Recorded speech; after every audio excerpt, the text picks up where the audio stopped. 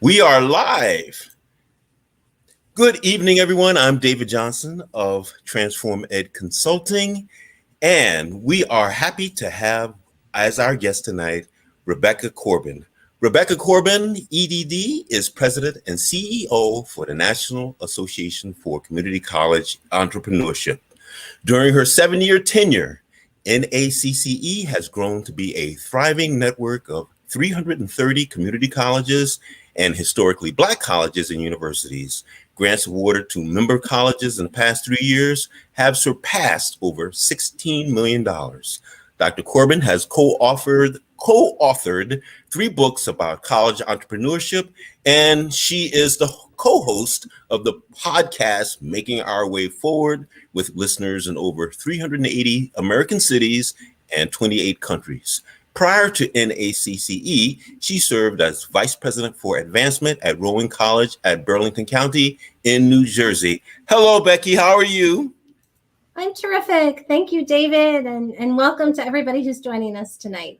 Well, it's my pleasure having you as our guest. And our topic today is further building through community college entrepreneurship. I should give acknowledgement to our dear friend, Cassandra Williams. Cassandra Williams is the brainchild behind Educational Innovation 360 Degrees, and she's allowing us to use her platform. So thank you, Cassandra. All right, Becky, tell us about yourself. How did you get here? How did I get here? You found me, and I was so happy that you did. I'm really happy to be here, and I'm happy even that Cassandra Williams generously shared the platform, because that's really, I think, the space that we're all in coming through this pandemic and trying to make our way forward. I think it's an opportunity for us to really think about how we might be more innovative and entrepreneurial. So I got here by way of a connection to you, but as we've spoken briefly, we have a lot of things in common and a lot of things to cover. So yes. I'm excited to have the chat. And you've been busy. What have you done in the last 2 years, 2020 and 2021? Yes, so we have been busy. When everything paused, as it did for everyone, that came on the heels of us at NACCE opening up our national headquarters in Cary, North Carolina. So we at one time had our office in Massachusetts and were hiring staff, and the pandemic descended down upon the world and everything shut down. So like everyone else, we had to pivot, and we decided to take the opportunity with the pause to do 2 things. We wrote another book called Impact Ed that we'll talk about. We also launched a podcast that's now has listeners in 380 American cities in 28 countries around the world. So we've been busy trying to serve our members and meet our mission of entrepreneurship. I know about your podcast. Tell us about some of the topics you discuss on your podcast. Well, I love our podcast because it reminds me a lot of the spirit of community college. It is very much open access. We have had Olympic athletes on there. We had the Secretary of State, Elaine Marshall, in North Carolina. We've had everyday entrepreneurs from rural communities. We've had very successful philanthropists that have given away millions of dollars, and everywhere in between. And what unites all of those people on our podcast is that they are willing to share their stories in an authentic manner, and they're also willing to share with our guests what they're doing in their communities to make their way forward. Mm-hmm. One of the questions I like to ask, and other people ask the same question, is what is your why? Why do you do what you do? What drives you?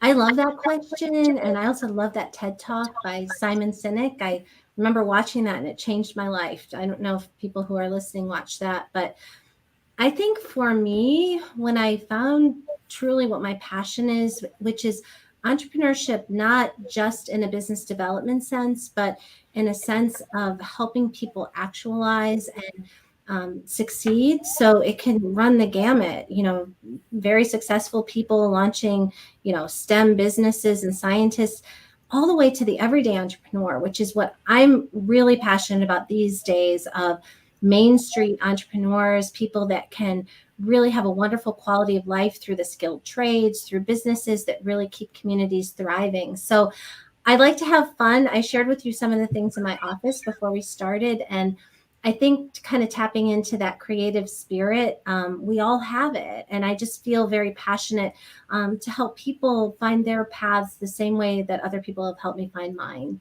Well, Becky, with your passion, how did it become directed toward community colleges? Yeah, so the kind of abbreviated story is I lived in New Jersey at the time. My children were small, and I really missed working. I was teaching part time and sort of trying to find my way. And I had a client that hired me for the Public Broadcasting Foundation in New Jersey. And long story short, I was so excited to be there because it was such a cool environment.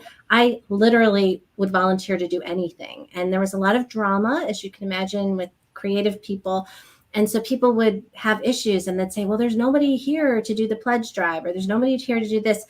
And my cubicle at the time was right across from the lunchroom. So I literally volunteered for everything. And one of the projects that got me really excited was the Ken Burns series, The War, and getting college students to listen to the stories of World War II vets and to document those so that they weren't lost. And I got acquainted through community colleges that way, and I fell in love with it. And I went to work for one for 6 years, and I just never looked back. I don't ever see myself in a role that doesn't involve community colleges.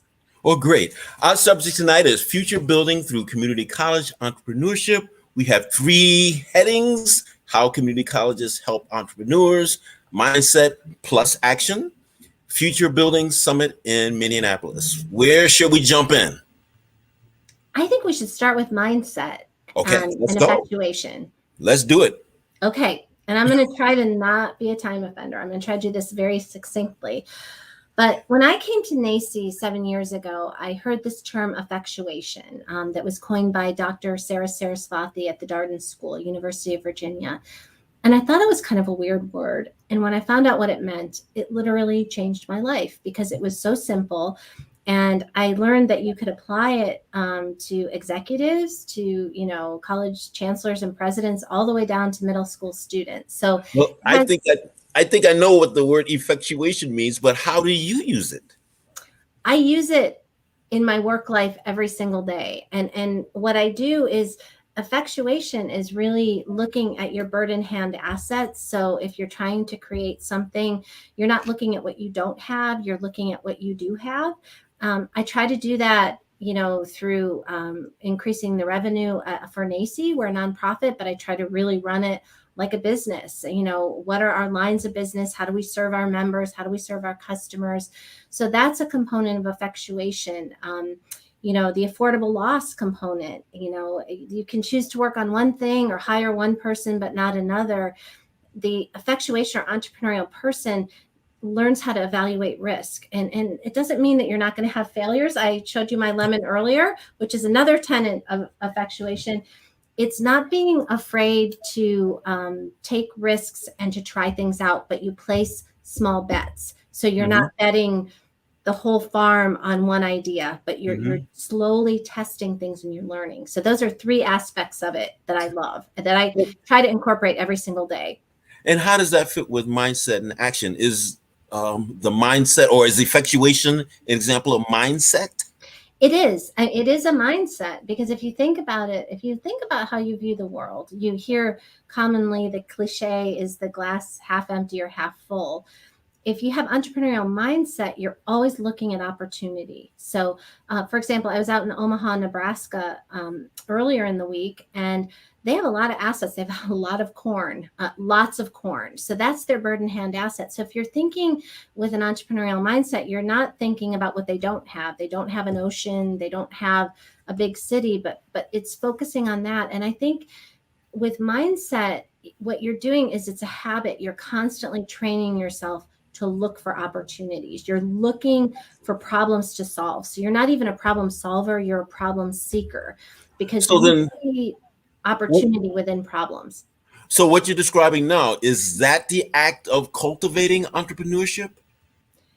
I think the act of cultivating it is, to the extent that you can, surrounding yourself with people who are with people who are different than you. That's another component of effectuation, is what they call the crazy quilt. So if I'm constantly talking to people that have the same experience as I do, come from the same place, I'm not probably being entrepreneurial in a sense, because what I need to find out, I need to talk to people and collaborate with people from different life experiences. And it could be somebody who has many less degrees than I do. Could be somebody who's like a teenager, to be honest, or a college student that sees the world in a different way. So an entrepreneurial mindset is an expansive growth mindset. And it's saying, I'm not just going to lean into a hierarchical kind of title bearing structure. I'm going to look at assets, and I'm going to know that it's not always going to work out, but I'm going to constantly try to come back to that. Mm-hmm. I've heard it said that there is nothing new in the world. What we have instead are combinations of, or new combinations of things. That sounds like what you just described. David, it does. And I think it really embraces the idea of co-creation. So the organization that I lead as the CEO, we constantly co-create. You read something on the brief description, $16 million to re-grant. That's a lot of money for an organization that 5-6 years ago only had a budget of $1 million a year. So how did that work? We've got to provide value, right? So if we're working with a large corporation or a large funder, what does NACI have as a nonprofit? We act in an entrepreneurial way, but we can deliver things that a large corporation can't. We could test something. We could get colleges from different parts of the country and HBCUs to work together on a project. So it really does, I think, hit a point about seeing an opportunity. Well, let's get to your next bullet then, taking action with entrepreneurial mindset. Yeah, and I think that's where the rubber meets the road, if you will. And that was when we were talking about books. That's really the focus of Impact Ed, is really taking action. Impact is an acronym. It stands for inequality, mindset, purpose, acceleration, community, and transformation. So when we wrote this book, Andy Gold, Beth Curley, and I, we took an audacious view of the pandemic and the economic recession, and boldly put our flag in the ground and said, we believe that community colleges working in concert with other institutions and people within ecosystems, and that radically includes everyone, people need to accept the invitation to be part of the solution. And that's where we wrote the stories about these everyday entrepreneurs that are doing that. Entrepreneur. How are you using entrepreneur in this case regarding community college? Yeah, so entrepreneur is a long word. Lots of people misspell it. It's hard to pronounce, right? So we wish there was a different word for that.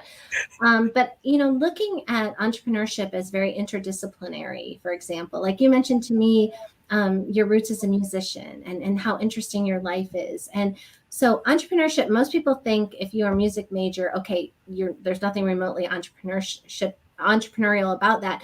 That is exactly the opposite of what I believe entrepreneurship is. Entrepreneurship is growth mindset. It's some of the things that we talked about, and thinking, if your love and your passion is music, how do you deliver that to the world in such a way that you perhaps can support your family, that you can build a business?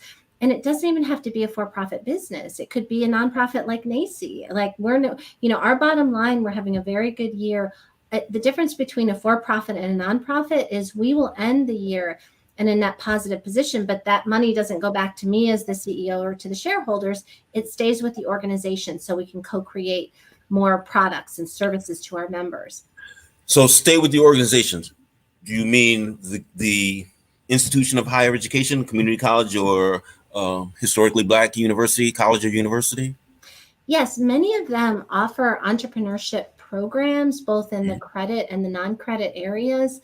Mm-hmm. And for community colleges, because they have a mission of serving the community, they invite everyone. So you could be, somebody who got displaced from a job and you're kind of thrust into trying to support yourself through the gig economy. You could be a young person that has an idea for a business. So you may have a degree already, and you go to your local community college and you sign up because you want to take an entrepreneurship class. So you maybe sometimes don't need the degree, but you want the information, you want some support.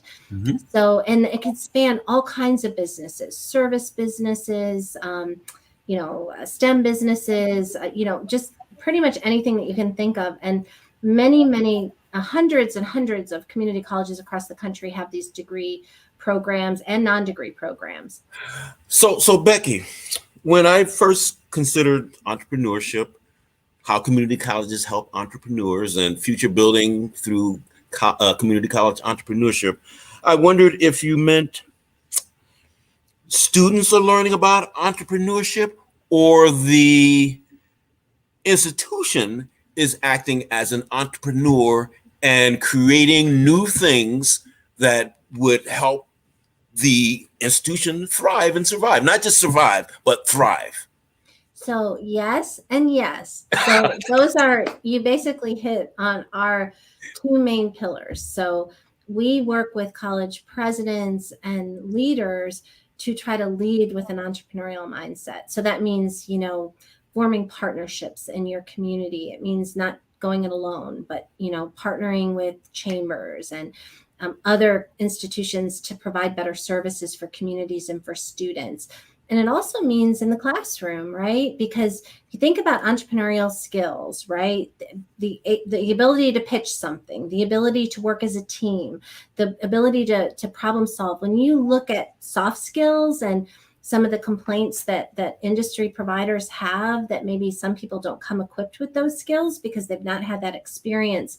We believe as an organization, I believe as a leader and as a person, because I've been doing this work for a long time, that entrepreneurial mindset, action, non-credit, credit will help people become a better employee. It helps you become a better citizen, even if you never start a business. So it's more of the sort of that radical idea that entrepreneurship truly is for everyone, and there's a whole other line of, work that's happening in prisons, for example, like social justice, which I know is important to you. We've had, that's a whole other program. We could talk about some of the inequalities and inequities, but you have people that have paid their debt to society, right? Many of them have earned degrees while they're in prison. Well, if they come out and they cannot get a traditional job, entrepreneurship is a great path for them because they won't be barred from maybe, for example, background checks, or traditional things that might preclude them from employment. So there's all kinds of aspects to entrepreneurship that are beyond typically what people think about, that, oh, you're going to go start a business. It's like, yes, and the list of ands is very long.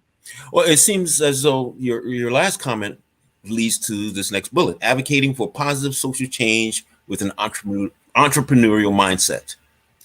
Yes. And I love your focus, the focus of your program. And I imagine the work that Cassandra Williams does as well on advocacy, because really, what touches my heart and what's important to me when I look at wealth gaps and, even studying things like privilege, like, and things like that, it's not enough just to make things fair. You really have to sort of level up the playing field. So we've been doing a lot of work as an organization around equity and what does that mean, and how can we develop sort of mentoring networks, right? In the same way that when I was a graduate student, doctoral student at Wilmington University in Delaware, I learned about the value of Black fraternities and sororities. I never knew that before because I had a very different opinion of what that meant, but I realized the value in terms of the generations that can uplift each other and open doors for things. And I think we can do a lot more of that.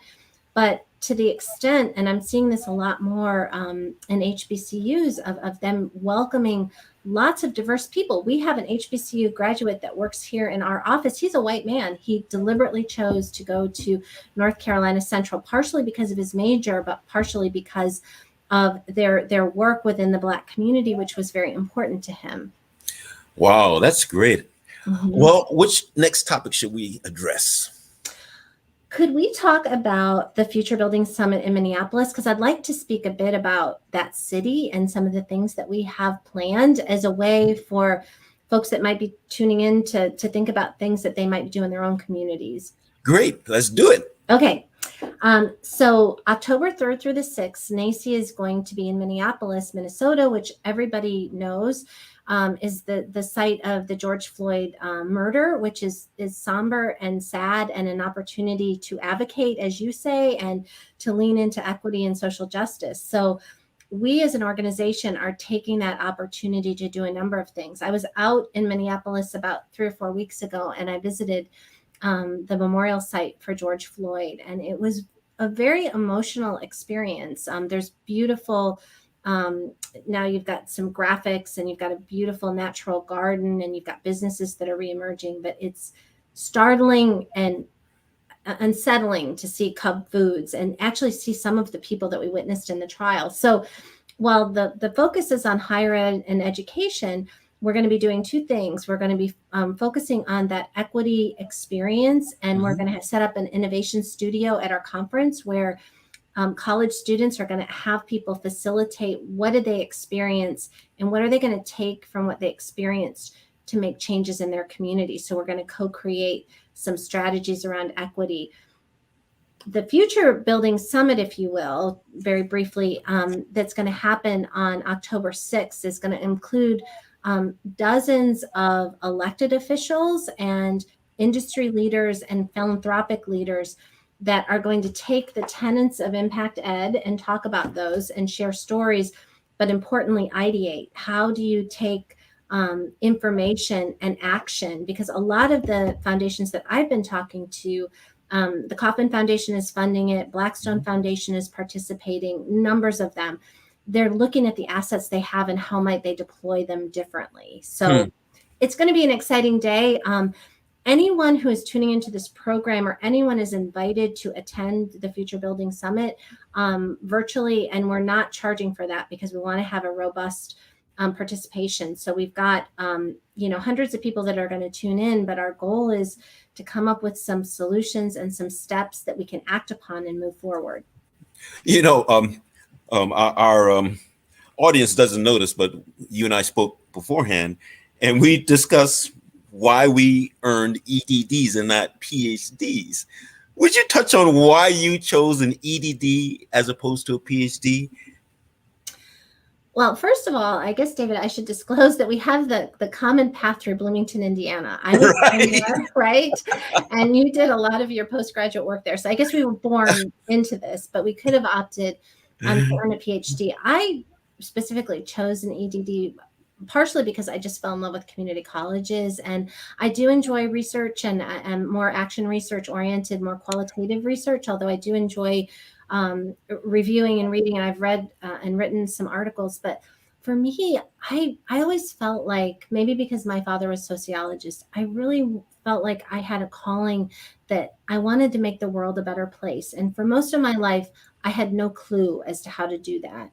And then when I came to the community college, I figured out that that is the place where you can impact people's lives in such a profound way. And sometimes it's a small kind of investment. So I am grateful, super grateful that I had a chance to go through that program. The one thing I suggested for people who do pursue EDDs is to make sure to take some business courses, because one of the things that has helped me tremendously has been learning about finance and really putting on that business cap. I'm not an accountant, but I have learned a lot about finance and how to follow cash flow. And they don't teach, or at least they didn't in my program, teach that. So that would be my only suggestion for people that are considering it. Well, Becky, I bring this up because your summit is a perfect example of making it real, of taking it to the street, to making it into action, to making it practical, to taking all of the knowledge you have and making it work on the street. And it's taking risks, and it's also hugely bipartisan. I mean, we are inviting the United States Senate Entrepreneurship Caucus is chaired by Amy Klobuchar. This is her district in Minneapolis, and Senator Tim Scott from South Carolina. So Klobuchar is obviously a Democrat, Scott is a Republican, and we've been in contact with both of their offices. And that's the other piece, the magic, I think, in the work that we do is I feel very strongly that both education and entrepreneurship are very unifying concepts, because regardless of whatever else you believe, how kind of middle of the road you are or how much on the other extreme, ultimately uplifting communities, economic resiliency, student success are very unifying concepts. So we try to very much operate in that space. Our book, just so you know, Impact Ed, was endorsed by Thomas Khalil, who reported to President Obama. He was the head of the Office of Science and Technology Policy, and also Governor Jeb Bush, who was a Republican governor who prized education. So what we do is we try to stay out of the fray, but it's really, I think, why our membership, my board, my co-authors, like, David, we think this is our time. And I hope that everyone who's listening, I hope that you'll join us, even if you can only join us for a couple hours. I think you'll be inspired by the stories that you hear, not from me, but from these everyday entrepreneurs, these veterans, these immigrants, these women. I mean, they're not only living the American dream, but they're making their way through the pandemic, strengthening their businesses because they've got that mentoring support from community Well, Becky, colleges. that's wonderful. Let's see if we could touch a little bit on how community colleges help entrepreneurs. And we have only 4 minutes remaining. Okay. So, a couple of things, some of the bullet points that you have there. One agency that we've become very involved with is the SBA. So the SBA has offices in all 50 states. They have over 5,000 employees. They have a wonderful new administrative head that was appointed by and confirmed by the Senate, Administrator Isabel Guzman, who's doing a fantastic job. She reached out to me before she was even the nominee. I was stunned and excited when I found out she was the nominee. But she realized that entrepreneurship really needed to be embedded within the government agency. So, she's invited not just me, but many association leaders to conversations. And just recently, things like EIDL loans, who I don't know if people here are plugged into businesses, they needed some tweaks. They needed to be more accessible to people. They needed to be in common language, not complicated language where people couldn't figure it out. So I think that's a piece where community colleges and government can come together and try to figure out how do we serve the people that need it. Because I'll tell you, Black and brown owned businesses were hurt the most by the pandemic and helped the least by the CARES Act. And that's what we're excited about moving forward, is that we change that. Great. Well, we've covered a lot of good topics this evening, and thank you again for agreeing to engage with me in our live chat. So, Becky, what would be the takeaway you would want people to have from our conversation? So thank you for asking that question. I would say the takeaway, and I imagine your viewers and listeners are people that are multi-talented, but regardless of what your talent is or what you bring into the world, think about sharing that within your community. I mean, if it's through your HBCU, through your community college, be an advisor, be a speaker in a classroom, volunteer as an advisory council, help a student, write a small check to the foundation and help somebody else. I guarantee what you get back from it will far surpass what you ever give. And that would be my call to action. That's your call to action too. That's right. And that's sort of the call to action that we write about in the book is radically inclusive. People can change the world in big, small, and medium ways. So let's do it. Let's take action, David. Let's take it to the streets. Of course, that's a reference to a Doobie Brothers song. And I know. I know. Yes, I'm a fan. Well, thank you for joining me this evening in our live chat. I'm David Johnson, Transform Ed Consulting, and our guest tonight has been Rebecca Corbin, Dr. Rebecca Corbin, and she is president and CEO for the National Association for Community College Entrepreneurship. And I wish you the best. And we should also thank Cassandra Williams of Educational Innovation 360 Degrees for allowing us to use her platform.